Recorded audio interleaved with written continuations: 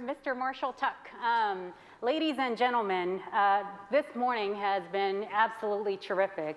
We started this incredible conversation of how we could take our state to the next level by actually focusing on race and equity.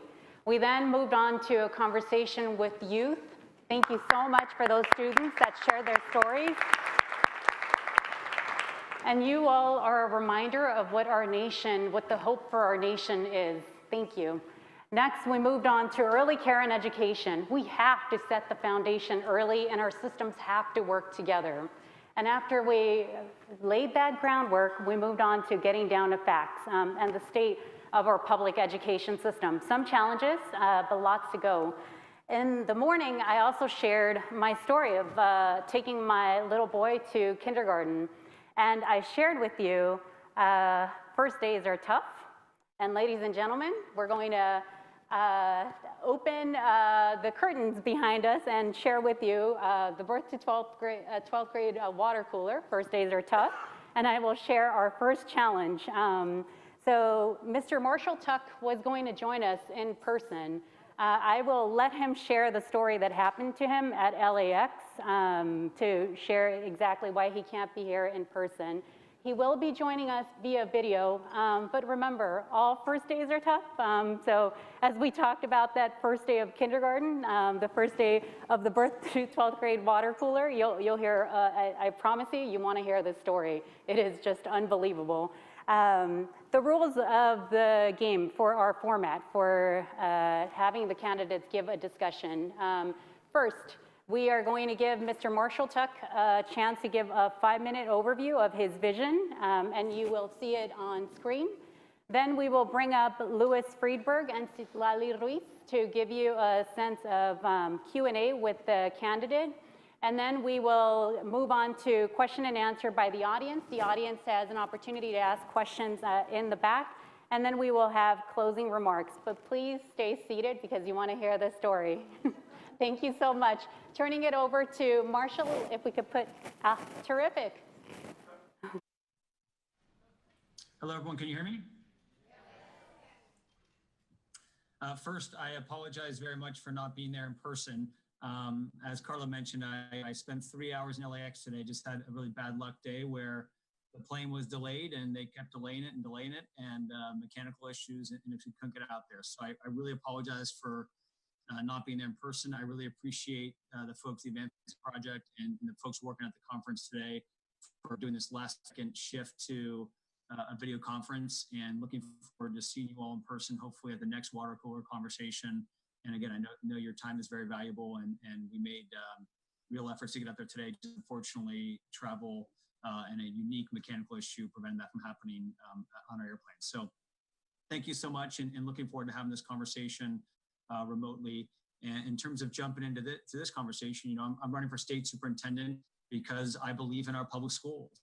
And I believe in our public schools first and foremost because it's kind of a personal issue for me. My grandma was a public school teacher. My mom was a public school teacher, worked in public education for over 15 years. My son, Mason, who's 7, goes to our local public school in Los Angeles. So it's a very personal issue for me.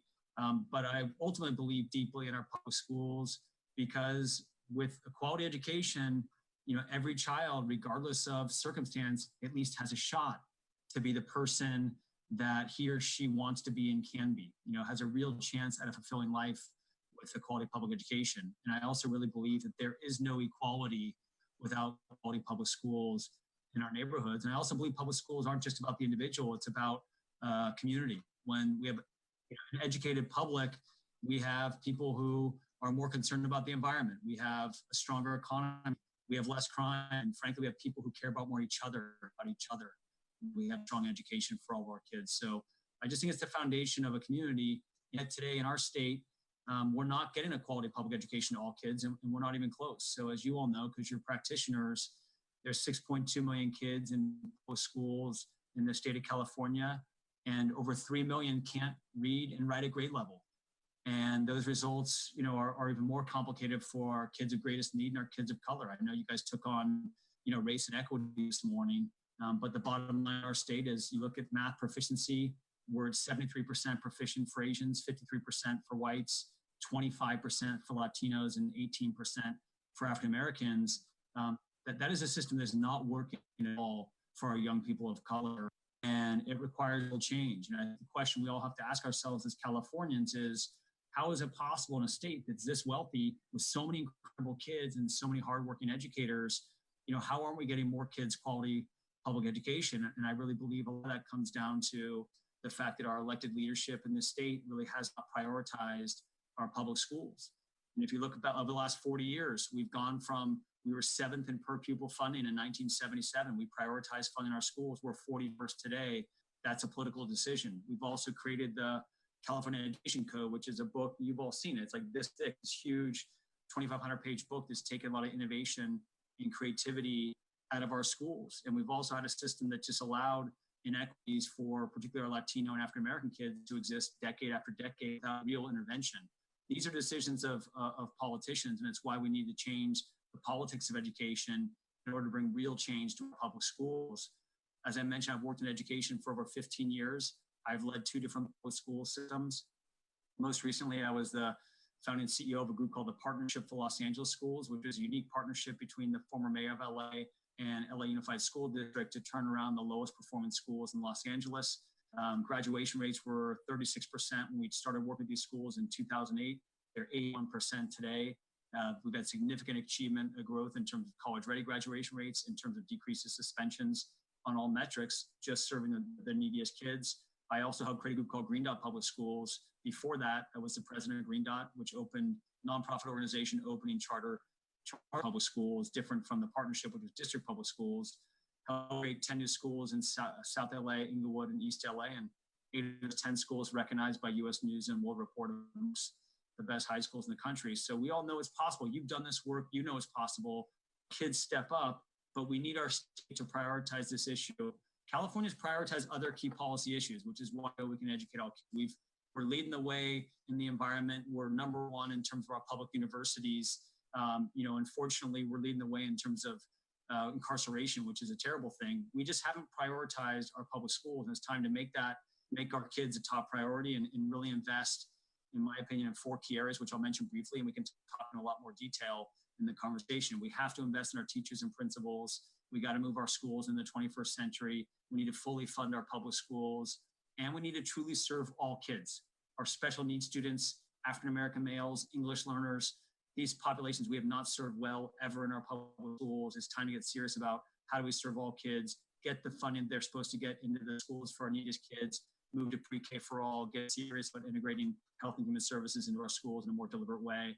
And at the core of it all, we need fundamental change in our public schools, and we need an educator who's led this work as a state superintendent. So I look forward to this conversation and appreciate your time.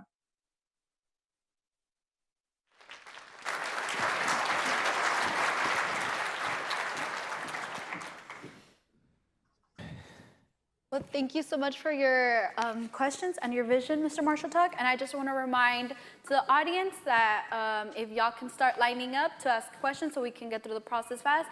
And also a reminder that the questions that are 90 seconds, so your response is 90 seconds. I can go in with the first question.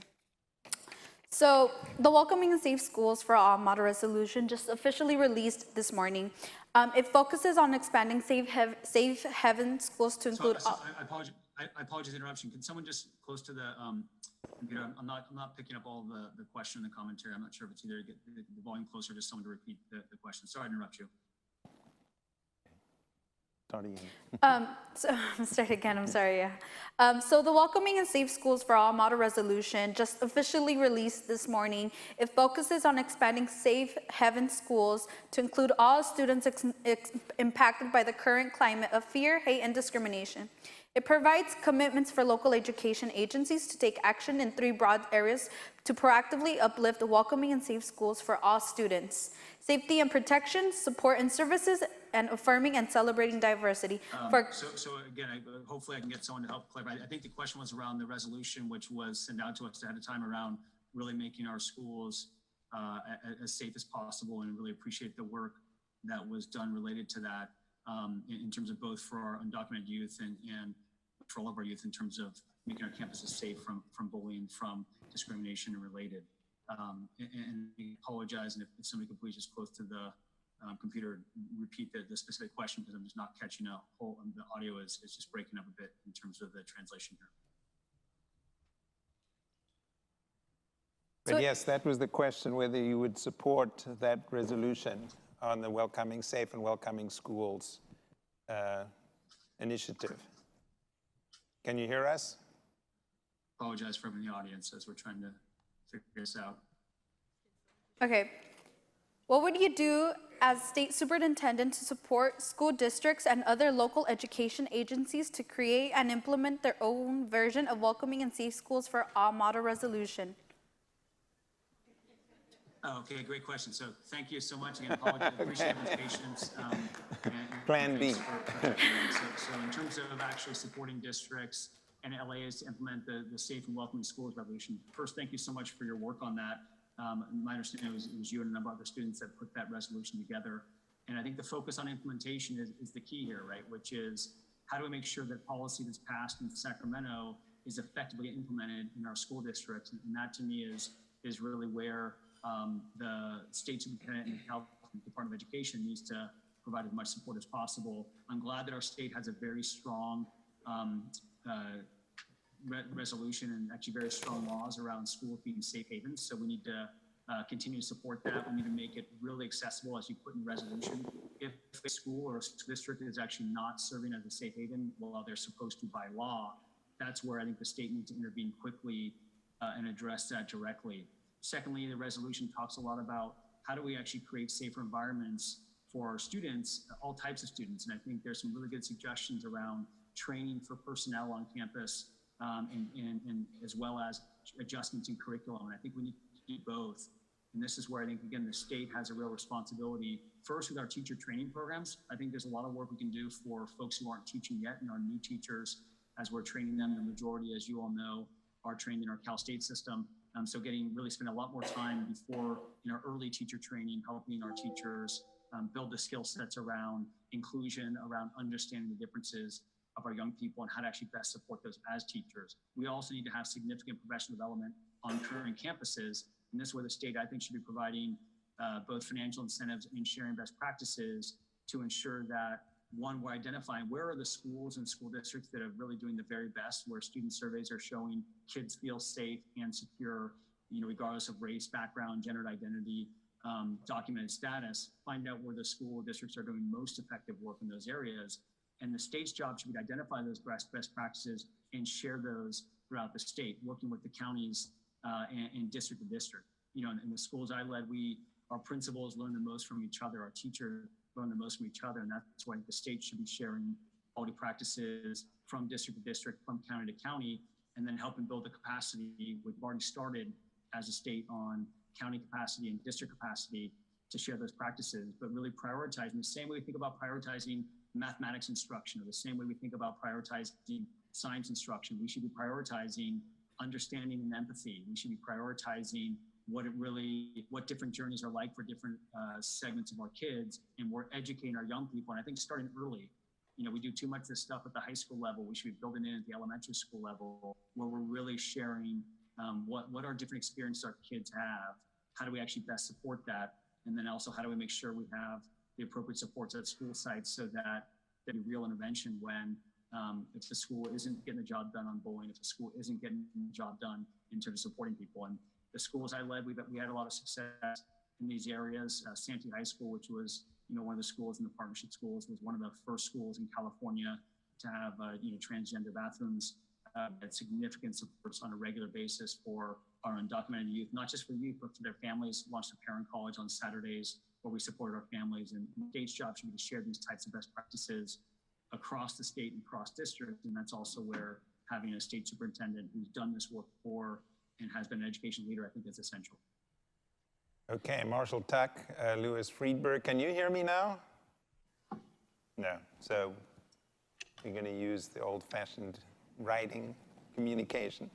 I'm going to ask you the same question I asked your opponent, and I'm not going to confuse you with Tony Thurmond this time. Got the right script. But the Getting Down to Facts report documented significant weaknesses in the California Department of Education, which you will be heading, were you to be elected, including just not enough people, staff underpaid, outflow of subject specialists. What would you do as superintendent to improve the Department of Education, seeing that it's really going to play a key role in a lot of the issues that were discussed today?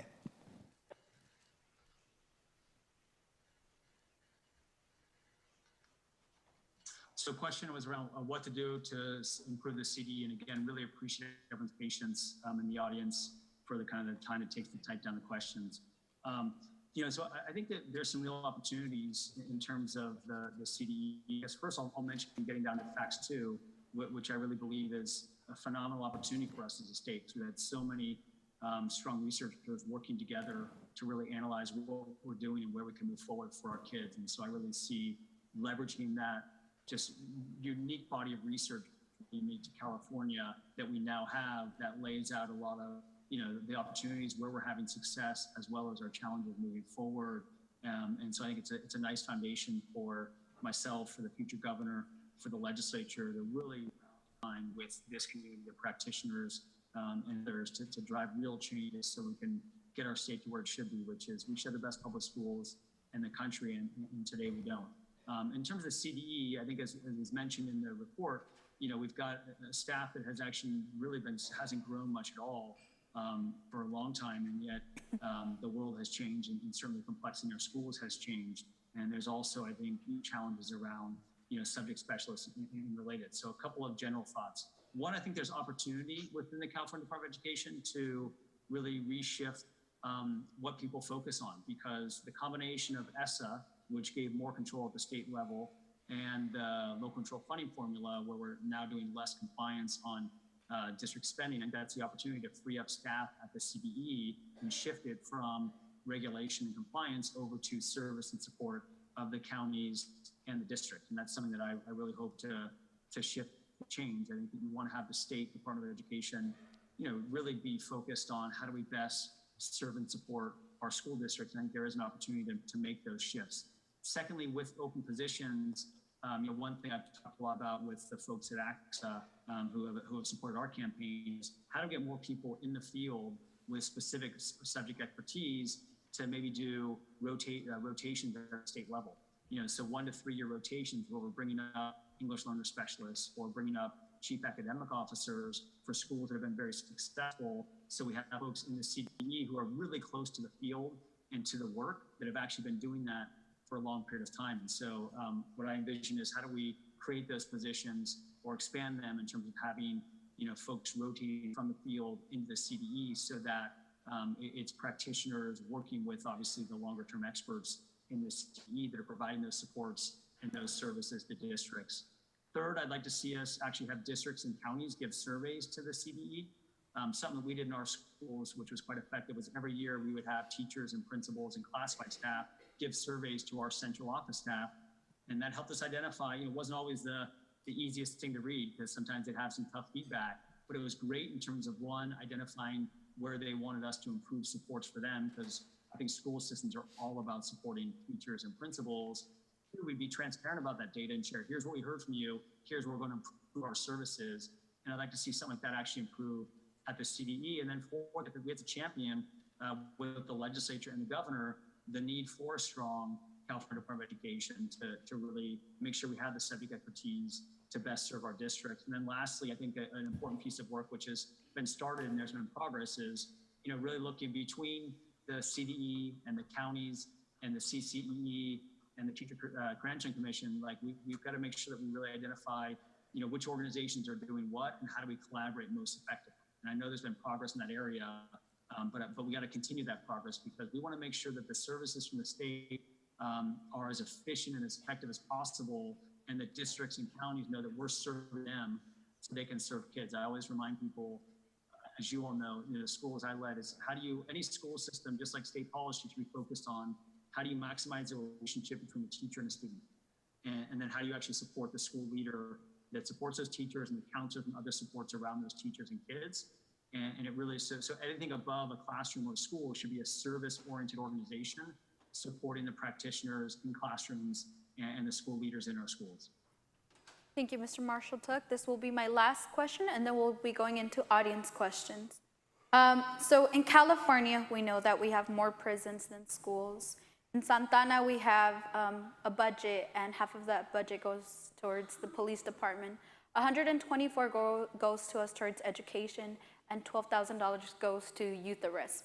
So we have young men and women of color going through incarceration. How can you ensure that they prosper into university or community college and not fall into recidivism? So I caught part of the question, and the rest is coming through. So looking, but just kind of, I think it's found the reality of the inequities, both in terms of the school system and the school to prison pipeline, as well as the reality of our kind of college going rates. So while waiting for the question to come up, we have them here. I'll mention a couple of things which you know, but we've got, as I mentioned, we have real massive equity problems in this state. And you can just look at college degrees. So in California, 51% of whites have a college degree, 33% of African Americans, and 17% of Latinos. Like that's just gross inequity. There's no other way to describe that, and that's the outcome of a pre-K through 12 system that just isn't actually serving our kids of color and isn't serving our kids of greatest need. And as you mentioned, prisons versus schools. Right now, state of California spends $71,000 per prisoner. We're the highest fund state per prisoner in the country, and we only spend $16,000 per school. That is a political priority, and that's a problem that our state has prioritized prisons over schools. And just to get a sense of how this works politically is, I've been talking about this issue on this campaign nonstop, and most recently, the prison guards actually set aside over $500,000 this campaign for my opponent and against me, because we're talking about the need to decrease spending on prisons and increase spending in our schools. We have to really, when you think about this kind of school to prison pipeline, it starts all the way back in pre-K. We're in a state where middle class and upper class have access to pre-K because they pay for it. In our lower income families, some are lucky enough to have it, but many do not. And that to me is a massive inequity, and I think it should be the top priority for the state to move to pre-K for all. We've spent over $1 billion, almost $1 billion of additional money annually over the last several years on prisons. That money could have paid for pre-K for all low-income kids. That's what increases, by the way. So that's something we got to start with that. Secondly, on the kind of the prison pipeline, it comes to the fact that our low-income kids have younger, less experienced teachers and principals that turn over much more often than their higher-income peers, and that's a fundamental problem. And this is not new. It's been the case literally for decades, where Latino and African American kids have less experienced teachers and principals that turn over more often. That is the foundation of inequity. We have to get to the point where we have strong, stable instruction in front of our neediest kids. In the public schools I led, we paid principals more to work in Watts, in South LA and East LA, where our schools were, than they could make in Pacific Palisades or Beverly Hills, because they were tougher jobs and our kids needed those supports. In addition to more pay, we gave them more support. Third, we gotta increase the time. Marshall, can you hear me? Yeah, go ahead. Can you hear me? We just wanted to go to some questions from the floor. We got some people. I don't mean to cut you short, but could we just go to questions? And if you could keep your answers short, we're just trying to squeeze as many questions in the next 10 or so minutes that we have left. Okay. Shall we go to this microphone? Good afternoon, Marshall. My name is Rico Tamayo, president of the Early Childhood TK-12 Council for the California Federation of Teachers. Seeing as how many of your donors and supporters, such as Bill Evers, Trump's education advisor, billionaire Arthur Rock, and the California Charter School Association seem to be supporters for the agenda for privatization, if you are elected as state superintendent of California, will you keep pursuing that path of privatization that is defunding and destabilizing public education, or will you take another route? Yeah, so appreciate the question. Just to clarify some facts, I've worked only in public schools for 16 years, the majority of that time in district public schools, spent about 4.5 years in charter public schools. I'm a Democrat. I'm endorsed by President Obama's Education Secretary, Arne Duncan. I've been strongly against the current administration from day one in terms of both Trump and DeVos on a number of issues, specifically on education. I think that the current Education Secretary is strongly unqualified for her job. I've been very clear about these things from day one. Unfortunately, in politics, there's a lot of people who are trying to share facts that are false. Again, I'm a long-term Democrat. I'm endorsed by President Obama's Education Secretary. I only worked in public schools the vast majority of that time in district public schools. So I'm absolutely 100% about how to improve public schools in California. We have over 3,000 supporters of our campaign. We have Democrats, we have Republicans, we have independents, and we have Green Party, Libertarian. And my belief is this is a nonpartisan position. Anyone who supports in public schools that wants real change, and that's the foundation of our supporters. We want them behind our campaign. AXA, as you all know, the group that represents public school leaders up and down the state, has endorsed our campaign. So our campaign is about real change. It's about public schools, and a lot of that rhetoric is to me, frankly, just misinformation, and it's actually straight lies. Okay, let's, anybody on this side? Or from here, okay. Next question then. So good afternoon. So currently, our early childhood teachers make a median income of $16.19 per hour across the state. Many of our ECE teachers receive public assistance and are reporting being homeless. What will you do to help the ECE teachers receive a worthy wage and expand recruitment of teachers to include early childhood educators? Yeah, I'll do a lot. I'll do a lot because I believe deeply in just the absolute necessity for all kids to have access to quality pre-K.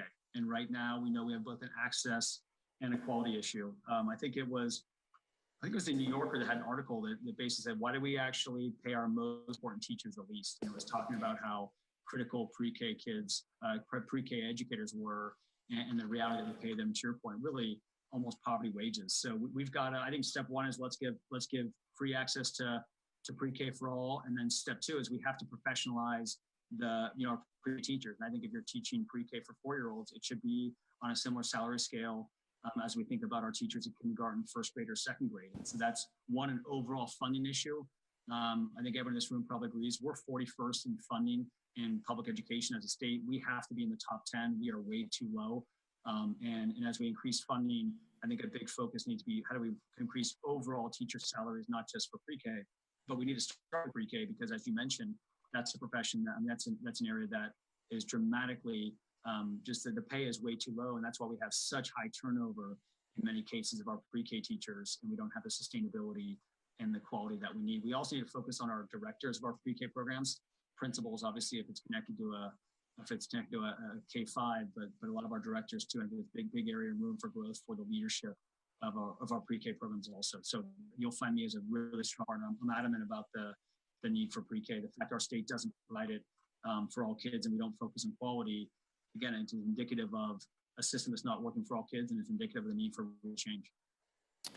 Okay. Do we have time for another question? Yes, next question. Hi, Marshall. Carolyn Corlett, Senior Policy Analyst with Early Edge California. I'd like to know how you will ensure that dual language learners, who represent close to 60% of children ages 5 and under in our state, receive the support that they need. And also, what are your thoughts on Global California 2030, and how would you further support its implementation if elected? Yeah, so I think that as you mentioned, English learners right now are a large and growing population in our public schools, and we have to address this issue comprehensively because this is a segment that we haven't dealt with well, and that the public school system really has, again, really let down. So this is like most issues in education, as you know, they require comprehensive solutions. So let's talk about a couple. One, I think we need to start with pre-K. So, the reality is a lot of our dual language kids are coming in without access to early childhood, which is essential, as well as 0 to 3, and without access to pre-K. That's step one. Step two is we gotta, as I mentioned earlier, ensure we have qualified teachers that are teaching our English learners, whether it be in a bilingual program or in a standard EL program, that are going to be in those classrooms and able for a long period of time. Our English learner students have access to younger, less experienced teachers with more turnover. And so one thing I think we should look at is, should we be paying teachers more that are serving our English learners and are serving our lowest income student populations? I believe that's something that should be happening as a way to get folks. Third is we have to look at time. So in our schools, if a student is actually, dual language English learner, you need more time. And so we do 0 periods and 7 periods. Because if you have to both kind of master the language while also mastering your core subjects, that just requires oftentimes more school time. We've taken away a lot of that. We've really gutted summer school. We're not doing after school where it needs to be. The good news is we have that English learner roadmap is a strong piece of work. We have, many of you do this work directly, like the policies and the ideas are there. What we've been lacking is, one, the political will to actually move forward on some specific policies. And then secondly, the implementation to help school districts actually carry this out. And the last thing I'll say here is we got to be collecting more and better data and really looking at which districts are having the most success, in this case with English learners, and how do we actually best support those districts. And the districts that are struggling, the state should be intervening more. We should not let kids over and over and over again be underserved in our schools without state intervention. And at the core of it, this requires systematic changes. It requires real change, and it requires leadership that has actually done the work that serve English learners at scale and really made big shifts there and big improvements. Can we fit in another question? Yes, thank you so much, Mr. Tuck. We're going to take 2 last questions, and if you could address them in your closing remarks, there's 2 additional folks that will give those questions. Thank you, Louis. Okay, great. Hi, Mr. Marshall. My name is Jaheim Jones, and I am a student at Kennedy High School. And my question to you is, what would you do as state superintendent to help move our schools from using punitive discipline practices to using restorative justice practices? Great. And hello, Mr. Tuck. My name is Jeff Davis with the California After School Network. My question is that California has one of the most robust yet underfunded systems of after-school and summer learning programs in the nation. It serves California's communities with the highest needs. They support working families and communities, as well as schools and students in a myriad of ways. Can you speak to their value and what you would do as superintendent to increase access and quality to high-quality after-school and summer learning opportunities? Great, I appreciate both questions. So in terms of the first question, happy to see that we're making progress as a state in terms of kind of moving forward against suspensions for willful defiance. I think we've got to move forward further there. As the student mentioned, you just can't you don't just outlaw these things. We have to address the issues on the front end in terms of putting in place much more restorative justice type programs. The schools I led, as I mentioned, partnership schools, 15,000 kids, 18 schools, all were historically the lowest performing schools in Los Angeles when we started working at them.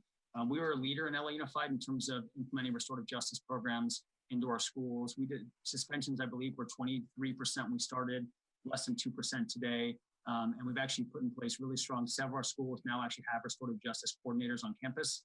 And the key is, as you all know, you can't just have a person whose job it is. You got to then also build into your professional development for principals, for teachers, for counselors, for office staff. How do they really think about moving forward on restorative justice type practices, both building them into the curriculum with some specific classes, leveraging circles as strategies, but also into the overall culture of a school site and the skill sets of a school site. And even thinking about, you want to move forward, holding principals accountable for putting these in place. And so this is something that I'm a strong supporter of. I've actually done and led this work. And again, the state's job is to identify where the schools are having the most success in this area, work with counties, CCEE, and others to then share those best practices with other school systems. But we've got to move forward on this front, and also including our parents. We launched a parent college in our schools, which is very effective at how do you actually integrate parents and others as part of an overall culture within a campus. After school, I mentioned briefly on the English learner question. This is a big issue for our achievement gap. Wealthier families actually have enrichment activities for their kids all the time, both after school and over the summer. It may not be traditional school, but it's meaningful enrichment activities at a very different level than our low-income kids have. And getting back to when we talk about the school to prison pipeline and closing the achievement gap, you have to give more time for our low-income kids. If we have a world where higher-income kids have enrichment activities after school and lower-income don't, that's a problem. And we won't close those gaps, and we won't have true equity inequality in our public schools. And so we got to get serious about what does that look like. We have to increase funding as a collective state. We've talked about that briefly already in this conversation, and there's some specific strategies to get that done. And then we have to prioritize after school and summer. Oftentimes, after school doesn't get prioritized because the service offerings provided by non-school entities. And so when the budgets are really cut at school sites, they don't provide the after school. And this is when the state's job is to help, kind of work with districts again and work with counties to work with districts to help really see how do we push for not just, more funding across the board, but making sure some of that funding goes to after school. And summer school, we've almost entirely gutted across so many school districts. So those are two areas. Getting back to, in terms of final comments, you bring it back up a level, and we sit in a state that's the wealthiest state in the nation that has massive achievement gaps. We sit in a state, I think getting down to facts too just told us that our higher income kids are actually performing relatively well, or at least okay compared to the rest of the country. But our low income kids and our kids of color are full grade level behind. And it tells you we have just both, we have gross inequities in our public school system that have been this way for decades. And I think we have to start with the fact that the system right now is not working for all kids.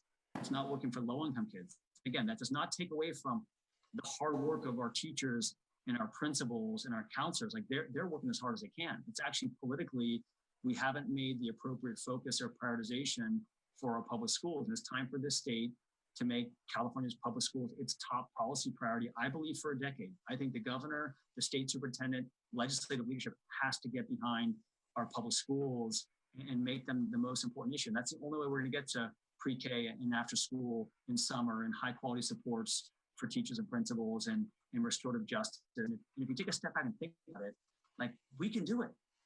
We all know what makes good schools. We've seen good schools everywhere. We just need, in different places, we just need a good school for every child in every neighborhood. And think if the state actually did fully fund its public schools.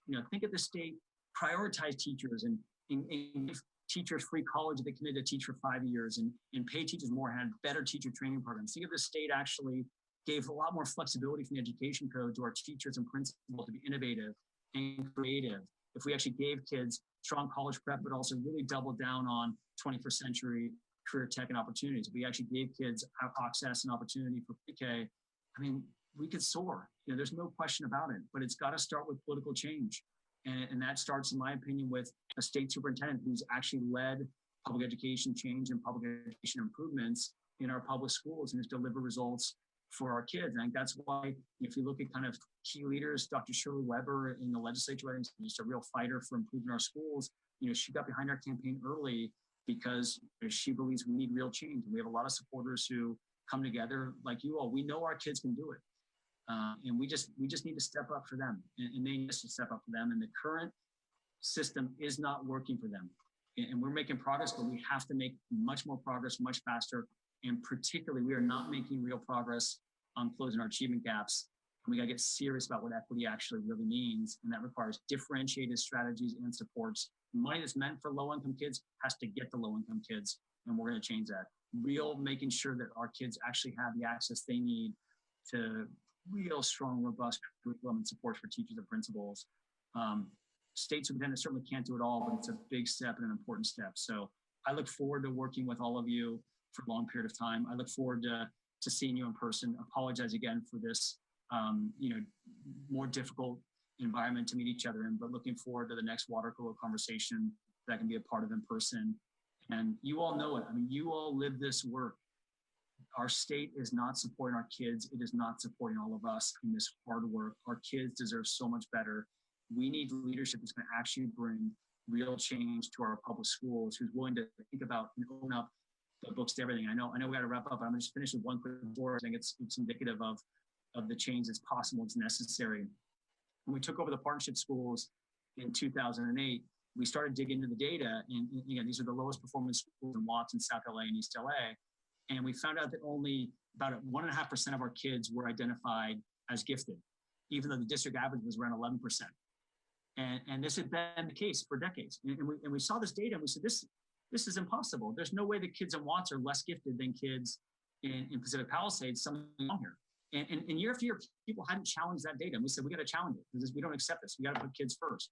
We looked at the rules, and the policy in LA Unified at the time was your child could get tested for gifted if their parents offered them, asked them to be tested, or if a teacher would actually ask them for them to be tested.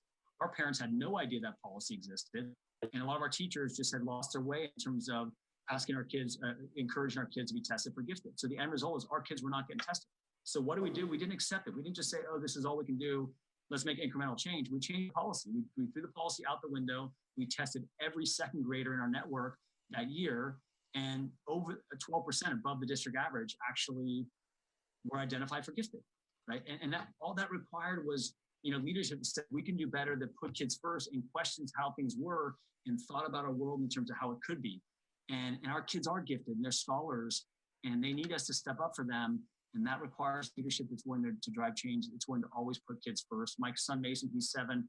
I think about he's in our local public school. Like every single decision should be made as if, what does it mean for our own child? Because all of our children in our public schools are our kids. So I'm grateful for the work you do, and I look forward to meeting you all in person. And thanks for having me here, and appreciate your time.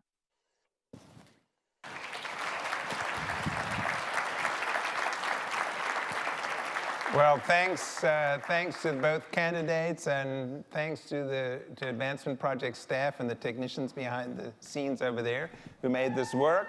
And a round of applause for them.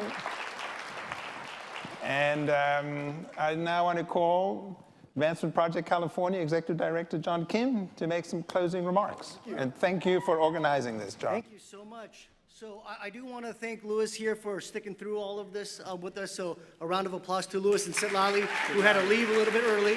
But thank you so much. And thank you to Marshall Tuck and Assemblymember Thurman for joining us as well. Carla did a great job setting the premise of why we need to have these conversations with the state superintendent this morning. I mean, 6.2 million students in California. That by itself would be, I think she said, the 13th largest state in our union. And so we have a lot riding on it as a state and as a system overall. I have a lot riding on it as a parent. I keep talking about Naya and how she was cute when she was 4, and now she's 11. And I'll just tell you, a few months ago, she decided that she needed to roll her eyes at me. And she didn't know how to do it. Like she used too much of her neck in the eye rolling. And she did it incorrectly, but still it was the thought that counted, right? That attitude that's coming out. And so as a parent, I need all the help I can get. Sending her to public schools, making sure that she gets the support there, and really to thank you, our teachers, because think about 30 kids rolling their eyes at you at the same time. I couldn't even imagine. So thank you to our teachers as well. So there are some similarities and there's some differences. For us, we were looking for the commonalities between the two candidates, and certainly both lifted up the need to focus on equity and take that to the next level beyond the rhetoric, but actually how do we get this thing done? And so I know for us at the Advancement Project California, and for many of you all, we'll make sure that they stick to that particular promise around getting serious and getting real about equity. Both made commitments around supporting the welcoming and safe schools.